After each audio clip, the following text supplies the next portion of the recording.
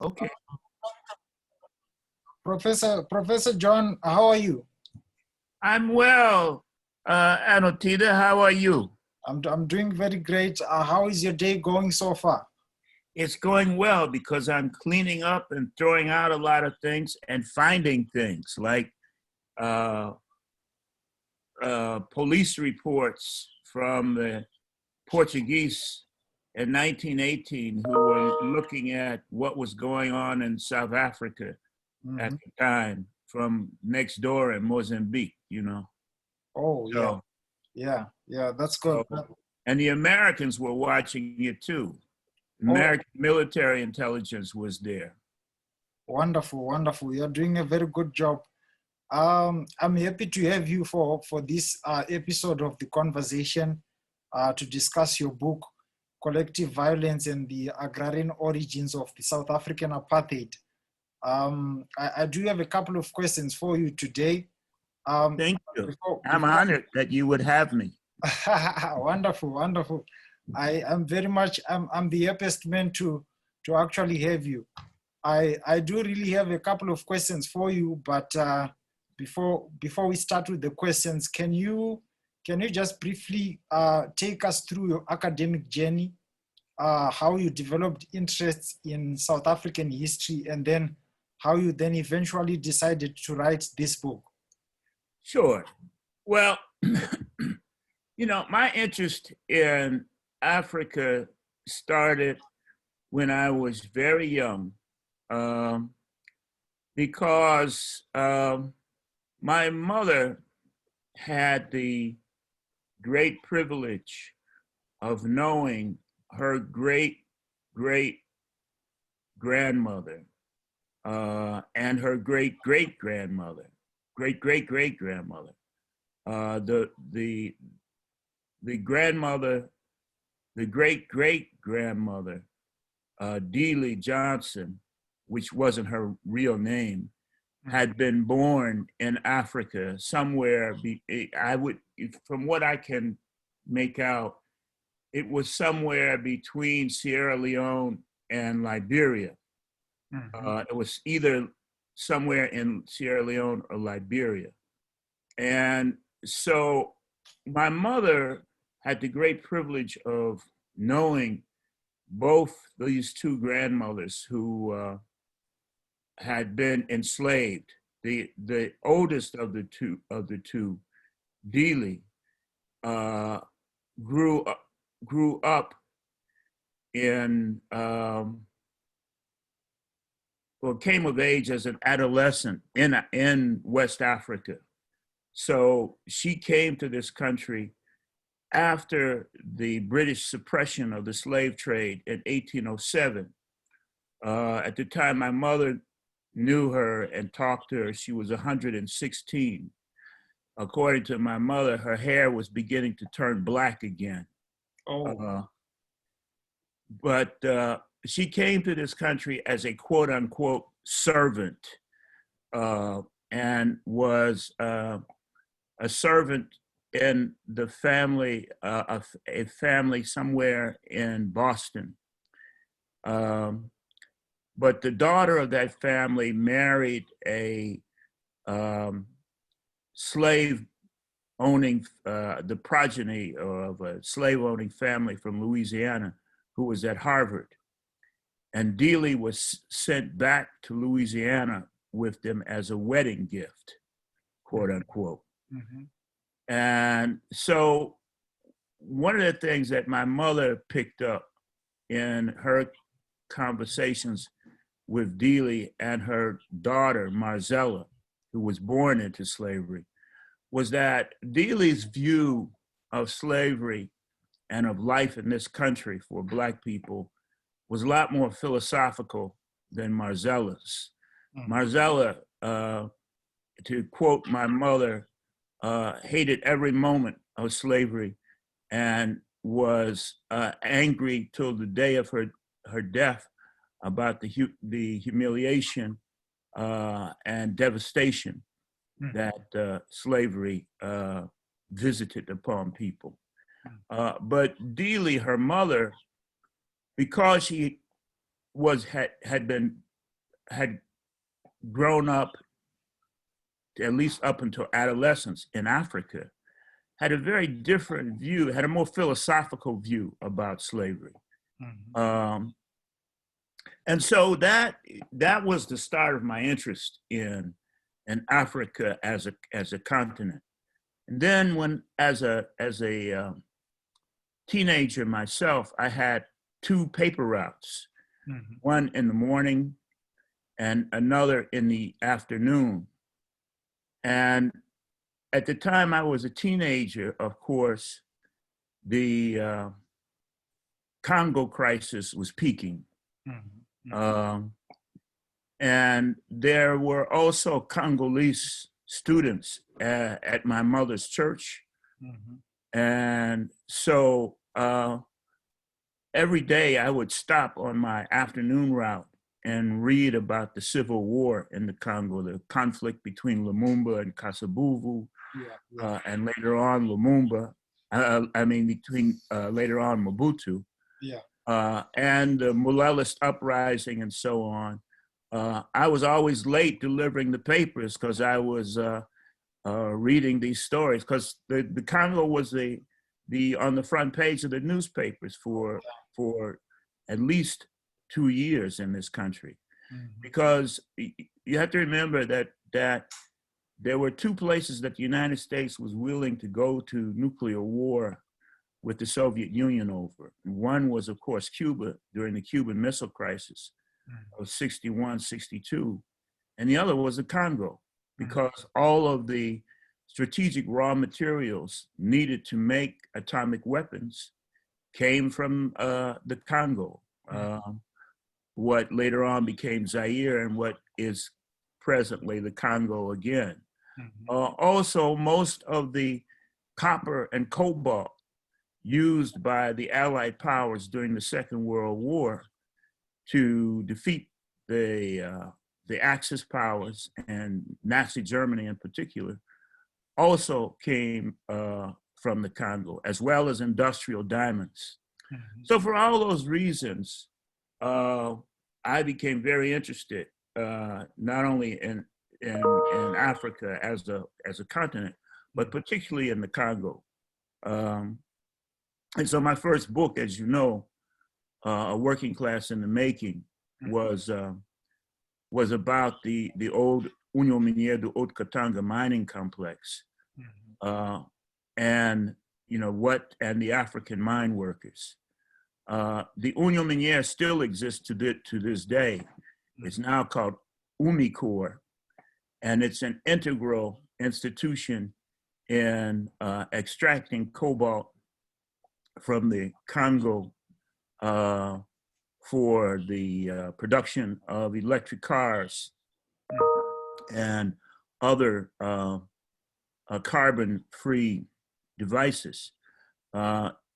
Someone should educate the American legislators in the Congress and in the Senate who are talking about a Green New Deal to let them know that a Green New Deal also has to include a decent wage and reasonable education for those people in the Congo who are extracting this cobalt under the worst conditions imaginable. Children and women, most of what are called the creuseurs clandestins, or independent artisanal miners, are women and children. And so when the sort of the progressive legislators in the United States talk about a Green New Deal, they need to include something to improve the life and living standards of those people who mine this stuff that make this Green New Deal possible. So they need to be educated by young historians like you. Yeah, sure thing, Professor. Thank you very much for that. So now let's get to collective violence and the agrarian origins of the South African apartheid. Sure. what would you consider to be the central argument of this book? The central argument of the book, its thesis, is that were it not for the overwhelming support of the Afrikaner, various iterations of the Afrikaner Nationalist Party, were it not for the overwhelming support of rural whites, the apartheid as such would have never gotten off the ground, even though apartheid was largely a policy used to quote unquote regulate industrial activity in the mines and elsewhere in South Africa. Its origins are in the rural areas of South Africa, particularly the Transvaal and the Orange Free State. And no less authority than Nabaf Moketli, who was a stalwart ANC member and someone who fought against apartheid all of his life, put it better than I could ever do in the most succinct way. And I quote him in the epilogue of Collective Violence, where he says, first the farmers sound the alarm, then the Dutch Reformed Church blows the bugle, and the political parties go into action. So without the sort of support of this of white farmers, apartheid would have never gotten off the ground. You have to remember that any sort of authoritarian or fascistic movement, and some might argue any mass movement at all, requires the brute strength, the backs, arms, and legs of the hapless and the young, because the ideologues are too old to make these things happen. So they have to convince the young to sort of carry the baton, and certainly that is what happened in South Africa. But the people who fashioned the baton were the old ideologues who came out of the what used to be called the Boer War, but what is more appropriately called the South African War of 1899, 1902. It was those people who came out of that experience and who hated the British and hated indigenous Black South Africans who made apartheid possible. They had this vision as early as 1906, 1907, but they couldn't make it a reality in a totalizing way until the end of the Second World War. You have to remember that most white South Africans, not just simply Afrikaans speaking, but also many English speaking white South Africans were hoping that Germany would win the Second World War. And the number of fascist parties in South Africa during that time, including the English-speaking Dominion Party, were numerous. You had the Ossewa Brandwag, or the Oxwagon Guard. You had Louis Weikart's Gray Shirts, or the South African Nazi Party, as they were known. You had Oswald Pirot's Nova Udra, or New Order, which modeled itself after the Italian fascist. So there was no shortage of active political institutions and parties in South Africa from as early as 1932, from as early as the passage of something called the quote unquote Native Contract Bill, which sanctioned corporal punishment at the workplace against Black South Africans. There was no shortage of people who wanted some kind of fascist or authoritarian organization among the white population. And of course, they needed Black collaborators as well. And one of the amazing things about South African history is that there seemed to be no shortage of Black South Africans who would collaborate with these authoritarians to in order to get a few crumbs for themselves. So in many ways, what happened in South Africa is a kind of fable about Africa in general. It's not that those collaborators that we find among us sell out, is that they sell out so cheaply, Yeah. They sell out for their own family or a few extended followers, and not the entire population of Black people. Yeah. So and South Africa is a classic example of that. They had,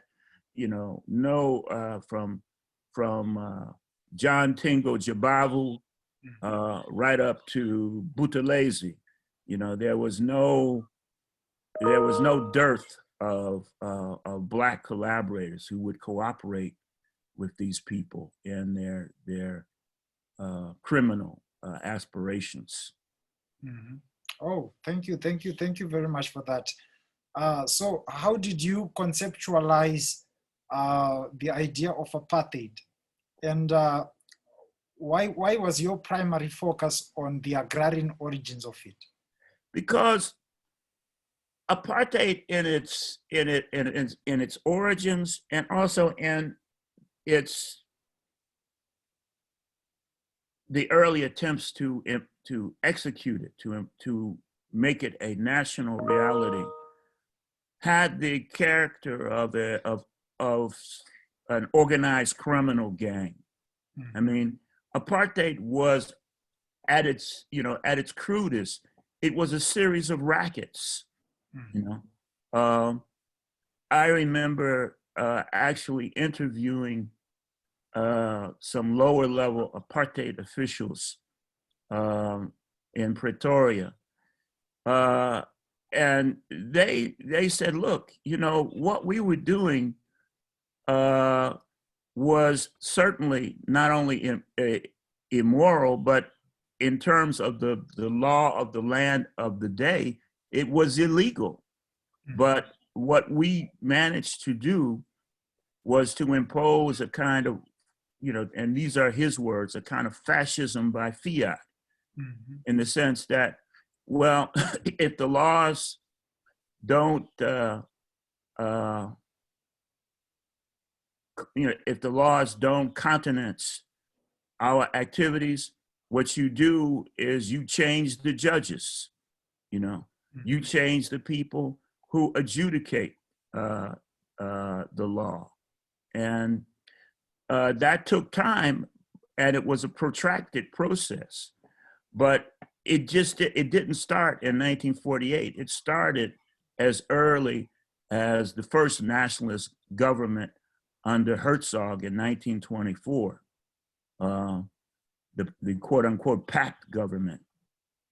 But it took them a while because South Africa was was put in terms of its economic organization, was extremely dependent upon the West, on Great Britain, and after the the coming of the Depression on the United States.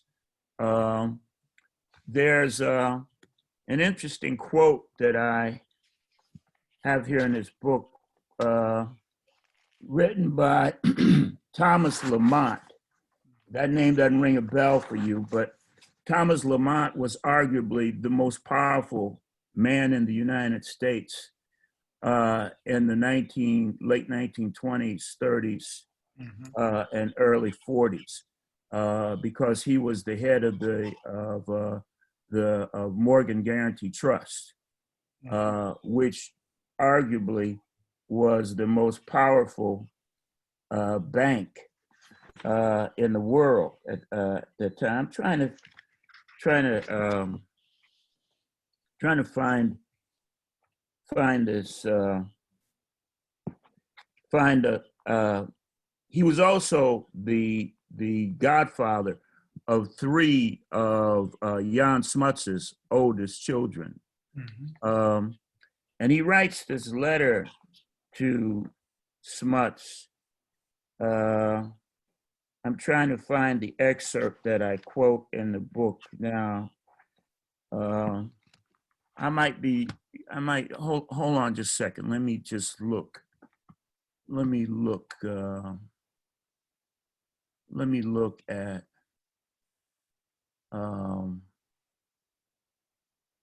hang on a minute. I know I have it in something else that I've written. I've used it several times. You know how we are. Yeah. You latch on to a good quote and you milk it for all it's worth and several iterations. Let me, I know I can find it easier here. So let me see if I can find it. If not, I'll just do a kind of verbatim explanation of it. Let me see if I can find it here. I'm not obscuring the video, am I? No, you're not. Okay. I'm just looking through this article of mine here to see if I can. I know that I quote Lamont in this article as well.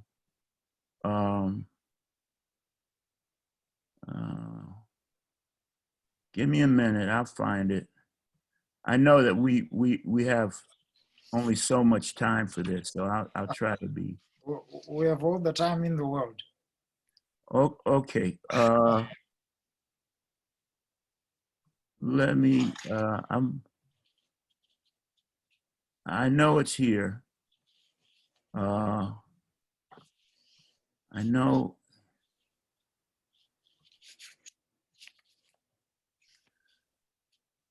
See, with all of the new digital procedures, there's a way to find this very quickly, but I'm old-fashioned. I got, it's hard to teach an old dog new tricks, so I have to use what I know. It's here, but I don't want to hold us up. Okay. So I'll find it later.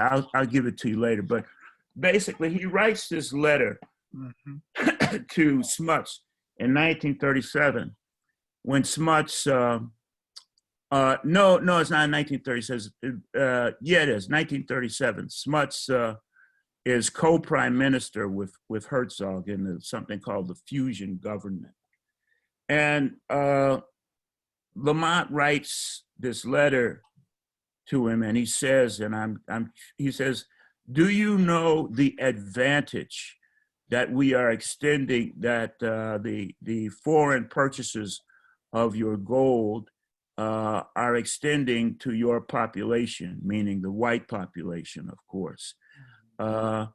He said, by holding the cost of gold to $5 an ounce, We've extended a great advantage. We've enabled you to expand your industrial capacity in terms of textiles and steel. Import substitution basically was financed largely by the American purchase of South African gold at $5 an ounce. So Lamont writes Smuts this letter just to remind him of the great advantage that the Americans and the Brits had extended to them by enshrining or underwriting the white standard of living in South Africa. So, apartheid may have been the sort of brainchild of these unrepentant Afrikaner nationalists. But in order to make it a reality, they needed the support of the Western powers. So when people try to say that, well, Great Britain and the United States opposed apartheid, they opposed it verbally, but underneath they were actually economically subsidizing it. Yeah. Mm-hmm. Yeah. So we can never get that. The same is true of Ian Smith's regime in your country. Mm-hmm. American companies figured out all kinds of ways to get around the sanctions in order to ensure that the Smith government or a government like Ian Smith would remain in power.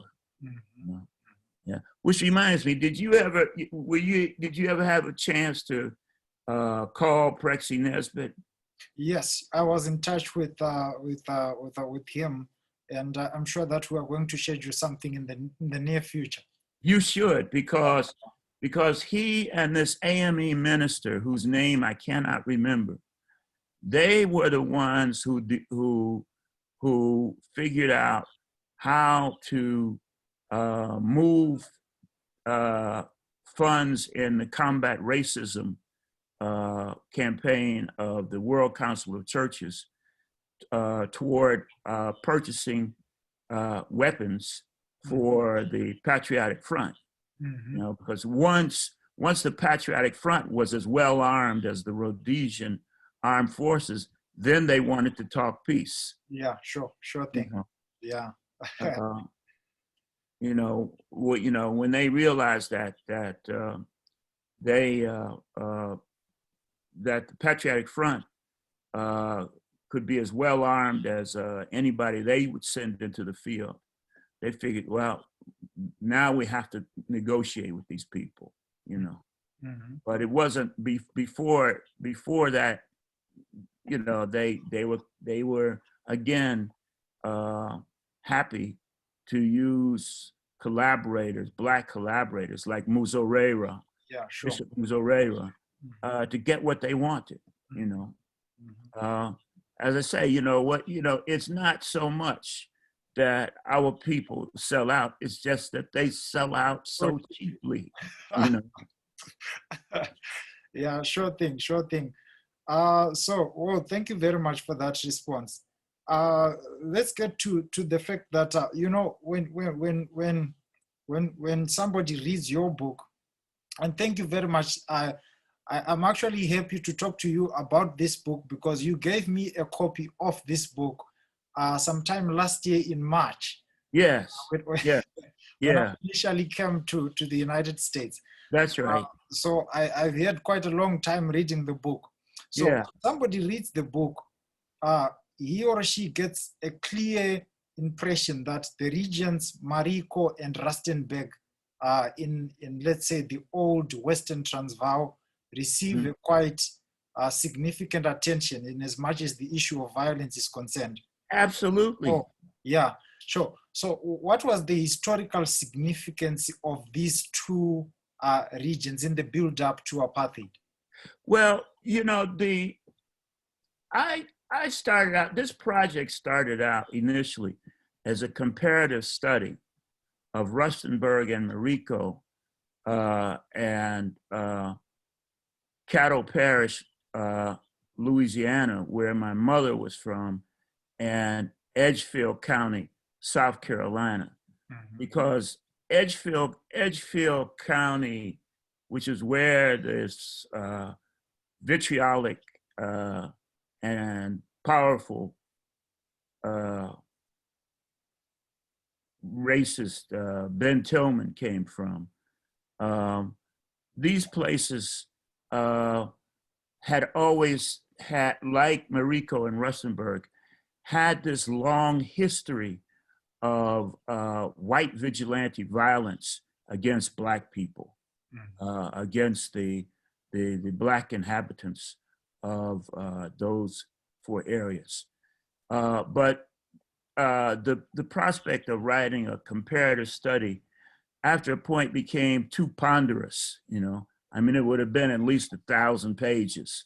So I basically split the project into two pieces. Rustenburg and Marico on one side, and Edgefield County, South Carolina, and Caddo Parish, Louisiana on the other. But what these four places had in common, even though they were different in many respects, was this sort of early white vigilante, white regulator tradition. It was that regulator vigilante tradition that powerfully informed their view of the world and view of how their society should be shaped. And of course, people outside of the region went along with them. You know, when Jan Smuts, for example, when he was a South African war general on the Afrikaner side, he had come up with this idea along with Christian de Wet and Koos Delaray of opening up a third front in the South African War. They sent a cadre of these Dapper farmers from Rustenburg and Marico down into the Cape, which was, you know, was explicitly a British possession, to try to rouse the Afrikaner farmers in the Cape against the British Empire, to foment an insurrection that would have opened up a third front in the war behind enemy lines. Of course, that didn't work because the Afrikaner farmers they were appealing to were quite wealthy. They didn't want to risk their comfortable standard of living against in the midst of an insurrection that might fail. That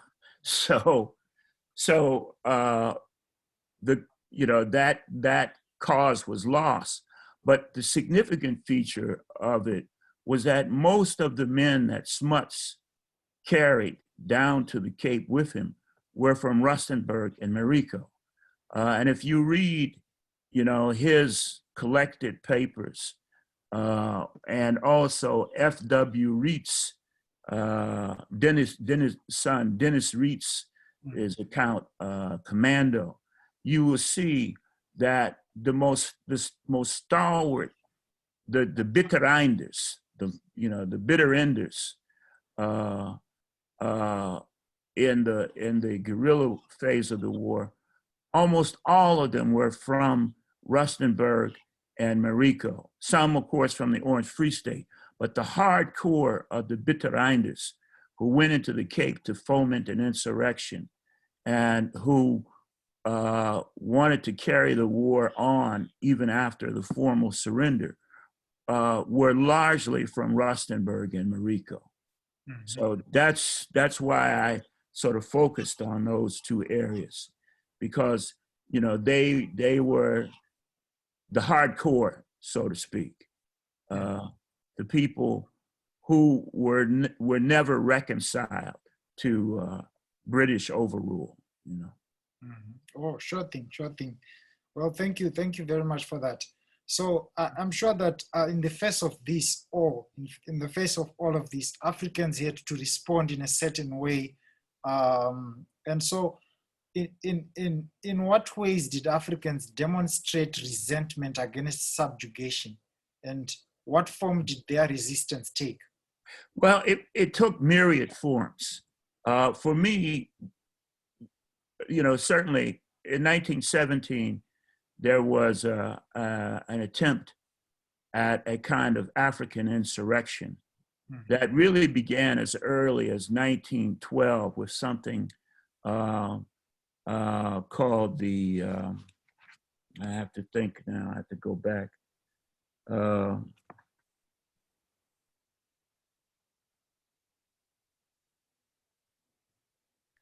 When you get old, things you don't, your memory is not as sharp as it used to be. Yeah, but I think you're good. You're very good for what you are. Well, thank you for saying that. I appreciate it. Yeah, the Lamont affair, where in 1912, there were groups of Swana guys who had organized. They had initially been organized as what they called cattle guards, basically regiments, mounted regiments during the South African War. They were the African irregulars who helped the British win the war. The British wouldn't have won the war were it not for these African irregulars. Many Swana, Sutu, some Zulu irregulars as well. But the bulk, the largest core of African irregulars in the South African War were from Swana areas. And so these guys, in spite of Milner's Ordinance number 13, which was designed to confiscate all the weapons in African hands, and which was only mildly successful in that. These guys managed to hold on to their weapons and ammunition. They were trying to get more ammunition between 1910 and 1912 because they genuinely were thinking about an insurrection. And that insurrection had two phases, one between 1910 and 1912, and again in 1917, once the outbreak of the First World War began, and once Botha and Smuts used loyalists, let us say, to put down the white insurrection of 1914. But these guys were armed and mounted on horses, and every once in a while they would sort of swoop down into Rustenburg and Marico just to sort of check out their followers. And it was quite alarming to the local South African police, in fact, and also to white farmers. There were literally thousands of letters written to the Botha's government and to a guy named Theodore Truter, the minister of police under Botha about we've got to be careful here, and we've got to make sure that all of the blacks are disarmed. And all of these letters always end with the phrase, "It only tends towards safety." Uh, and so on one hand, it was a sort of, scare tactic, but on the other hand, there really were these Africans who were armed and on horseback, and who were very clear that they had been traduced in the midst of the war. That all of the promises that Milner and Kitchener had made to them about generalizing the Cape franchise and ensuring that their land would be restored to them. All of those, they remembered all of those promises, and they also realized the extent to which they had been betrayed.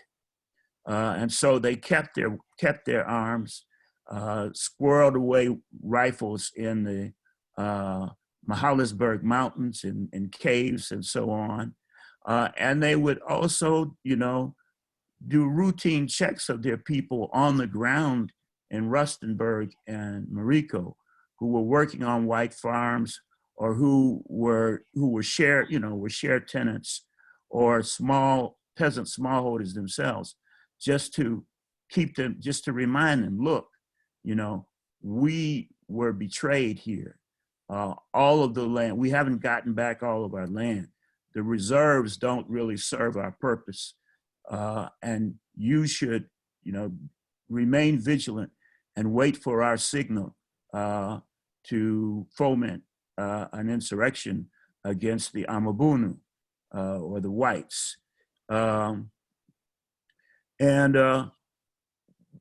existence of these groups was most disturbing to people like Louis Botha and to local whites, many of whom, it's surprising, one of the things that was very striking to me is the number of white farmers, at least in that time and in that era, who had enough Swana or enough Zulu to actually understand what people were saying, which is very striking, because we usually think, we think of, these white supremacists sometimes in caricature.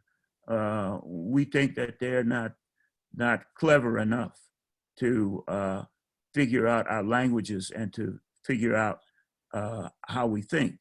But, the most formidable enemy one can have is someone who knows what your aspirations are. Yeah. And that's, you had a handful of these kind of guys on the ground in Rustenburg, and they were steadily saying to the central government, look, you got to do something about this. We need more police stations. We need more, we need the army to, to parade every once in a while in these areas. And you need to arm us and stop sending us these district commissioners. We don't need them. What we need is for you to trust us to keep the blacks in line, Of course, that's not the language that they would use. They use, the pejoratives that we all know, Kaffirs and so on. But these people were always thought that the government should do more to aid them, even after the passage of the quote unquote 1913 Natives Land Act, which, the Land Act did not confiscate one inch of African land, nor did it set up a special police force to expropriate Africans. And that's what these characters were mad about, which is why they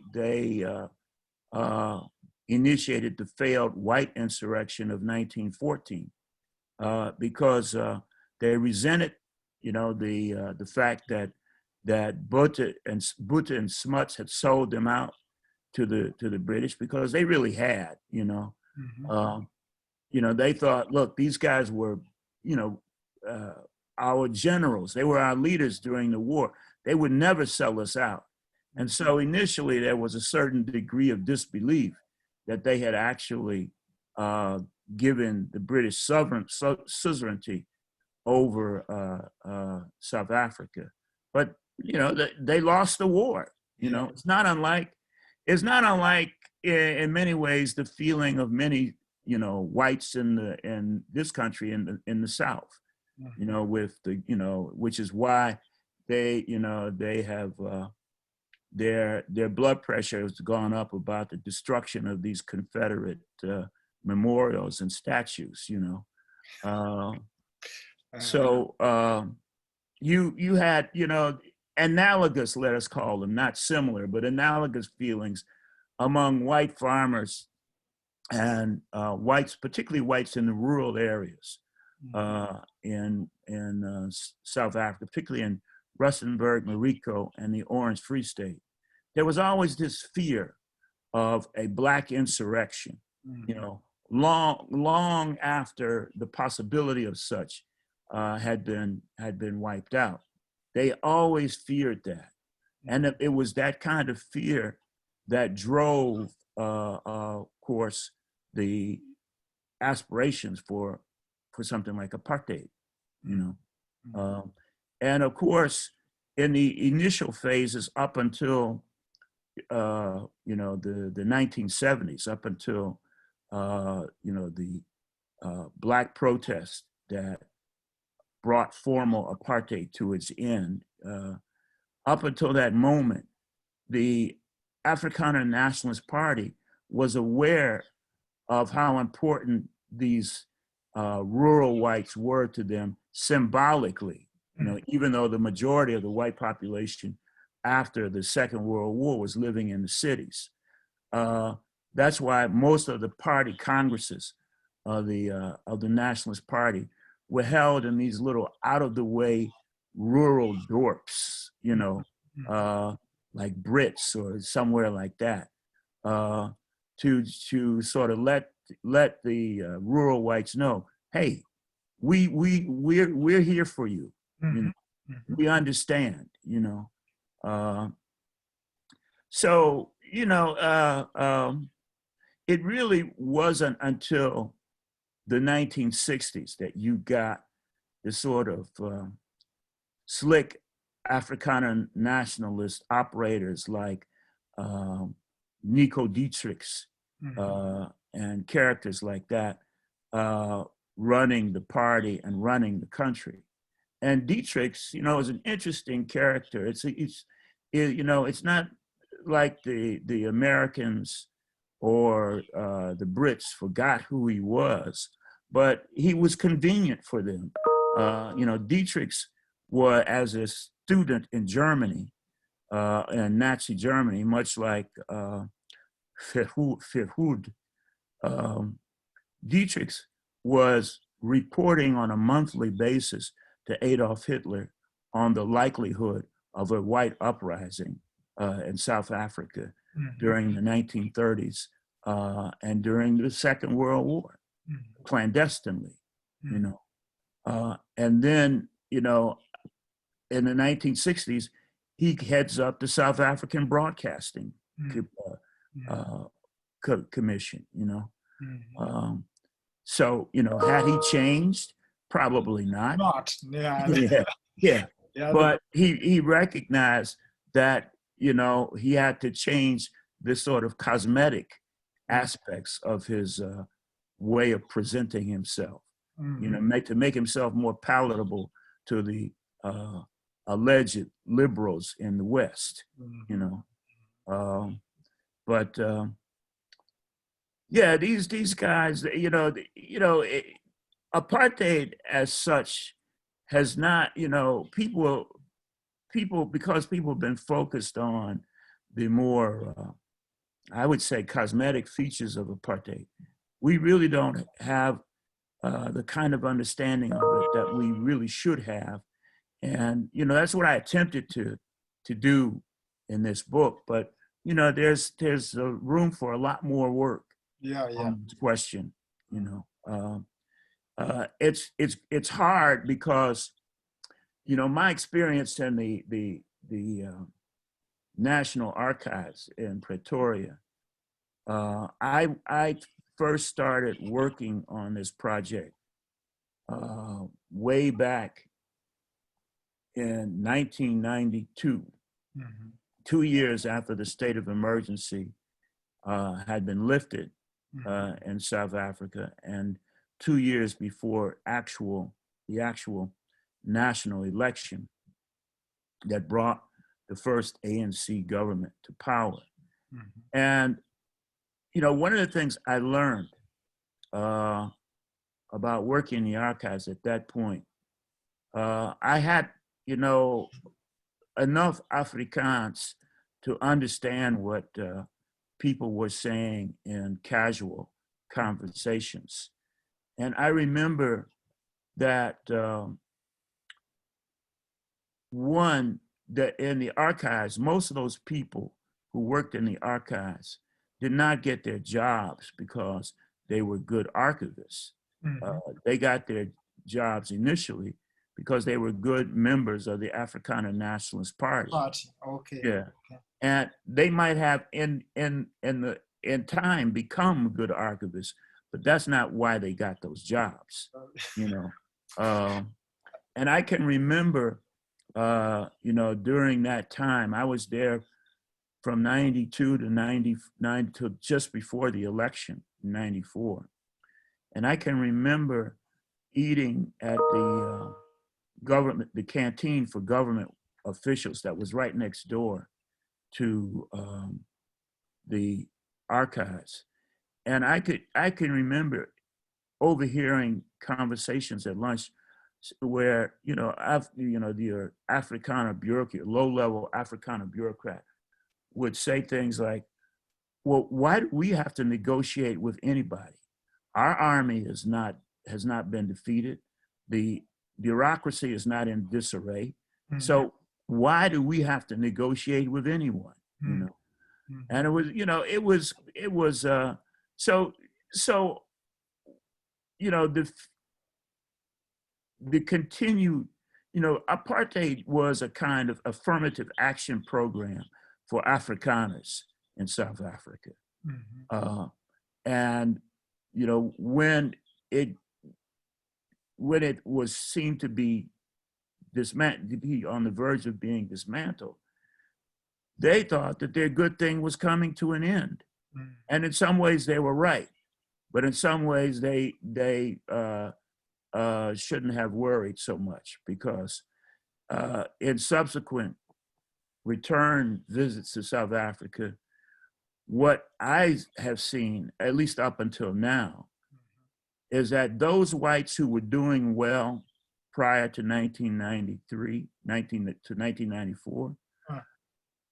did were doing much better after Up to 1993. 1990. Oh. Yeah, they were doing much better than they did under the apartheid government, which was why which was why all these attempts by the Afrikaner Weerstandsbeweging and the Boerstaat people was why all those attempts at insurrection fizzled, Mhm. because, you know, a significant percentage of the white population was doing much better than they had under the old apartheid governments. So why, you know, why would they rock the boat, so to speak? You know, so Yeah. you have a black president, you know, but if your income has gone up by 70%, why would you, you know, why would you make a fuss about that? You Mhm. know, Mhm. you Mhm. know. Mhm. Uh, so that's why more work on what apartheid actually was, Mhm. and how black people understood it. That's why more work needs to be done on that. On that, 'Cause- yeah, sure thing, sure thing. Yeah, Yeah. Well, thank you very much for that, Professor John. I do have one last question for you with regards to let's get to 1948. Yes. The Nationalist Party gets into power and D.F. Malan is elected. What justification did this government use to implement and introduce apartheid? Again, Svartikivar, black peril.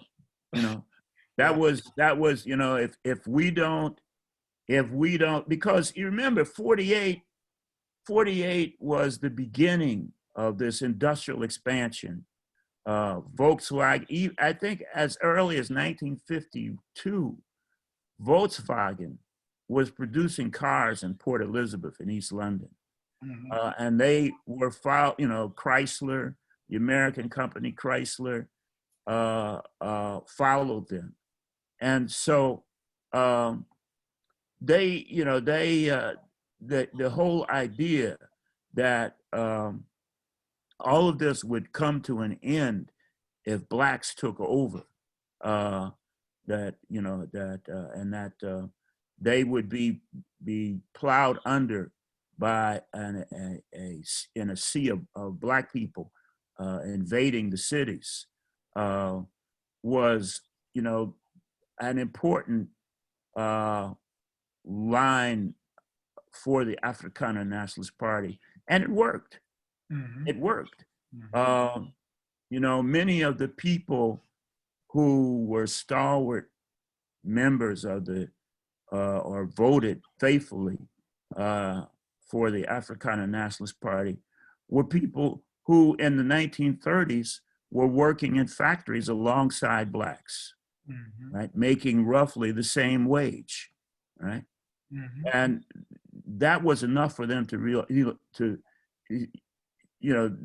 the memory of the fact that that memory was still fresh in their minds was enough for them to say, look, you know, we've got to ensure a boerestaat, you know, a guaranteed white minimum standard of living that no white person or white family can sink under, you know. And that was, as long as they kept that line up, you know, that one, you know, we are going to increase your standard of living at the expense of the blacks, and we're going to ensure that there will never be a Svartgevaar, a black peril, you know, whites coming and blacks coming and marrying your daughters and taking over your jobs and your living areas. That worked. It worked for, you know, because look, you know, it's like somebody who takes a drink of whiskey and says, oh, this is pretty good. And they continue. I mean, you know, racism in general is like that. It's a sickness, like being an alcoholic. Yeah. You know, you take one drink and oh, this is great, you know, and you drink more. Finally, you get drunk. You get a hangover. You know, but at the same time, that was the impetus for apartheid. You know, was that all of this, you know, as industry is expanding, you don't want to have to compete with blacks anymore for jobs, because during the war, there was a great deal of competition for jobs in the new industries. And, you know, the Afrikaner nationalists, Milan, and what was the character's name before Verwoerd? He was from the Transvaal and had been in the Ossewa Brandwag, in the ox wagon guard. His name will come to me. But those three, they promised that, look, you will never have to worry about these people taking your jobs or your daughters as long as we are in charge. And even when the most cosmetic features of apartheid were relaxed and blacks did move, I have a buddy who was an old Kosatu stalwart. He was a bus driver. and a strong member of COSATU, so much so that, you know, Botha's plan of adapt or die involved taking people like my buddy and sending them off to places like Harvard Business School and Duke Business School and turning them into managers as opposed to trade union militants. Mm-hmm. But and you know, this buddy of mine, he took the bribe, so to speak, and he moved into, but you know, he moved into an old white working class neighborhood called Turfontein. You might know it in your travels to South Africa. It was a sort of, you know, the sort of hardcore white working class neighborhood. So my friend bought a house there, Mm-hmm. and his white neighbor, who had worked in the mines as a supervisor, Mm-hmm. when my friend bought this house next to his, he bricked up his living room window so he wouldn't have to see my friend and his family going to and fro. That's why I say it's like being an alcoholic. It's a sickness. Exactly. Exactly. Yeah, it's a sickness, you know. This man would rather deface his own house so that he would not have to see a black person. Oh, yeah. You know. That's sad. That's sad. Yeah. Yeah, completely sad. Well, yeah. Thank you very much, Professor John, for your participation. Thank you very much for giving me this interview. I believe it would be very informative and insightful for our audience and for the generality of the ordinary person and students. This is the platform where I get to sit with academics to discuss their outstanding publications on African issues. Well, I'm very honored that you would think of me in this regard, Anotita. Wonderful.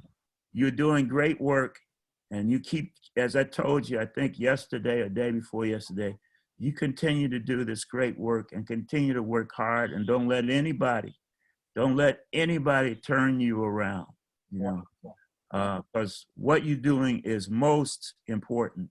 Mm-hmm. You know, because, you know, look, we can write hundreds of books, Mm-hmm. but this medium here Mm-hmm. reaches more people than any one book would ever do. Mm-hmm. You know, I have a friend who still teaches at Columbia, Barbara Fields, who she was one of the historians in the documentary that the 5-series documentary that Ken Burns did about the American Civil War. Mm-hmm. And she said, Barbara told me that when she appeared as a commentator in that Ken Burns series, the sales of her books went up something like 5,000%. Mm-hmm. You know, so people pay attention to visual stuff. I mean, this is the visual era, the Yeah. 20th and 21st century. Exactly. You know, while people should still read, people do pay more attention to this stuff than they do what they read sometimes. Exactly. Wonderful. Wonderful. And thank you very much, Professor John, and enjoy the rest of your day. And you too, Anotita, and thank you for this opportunity.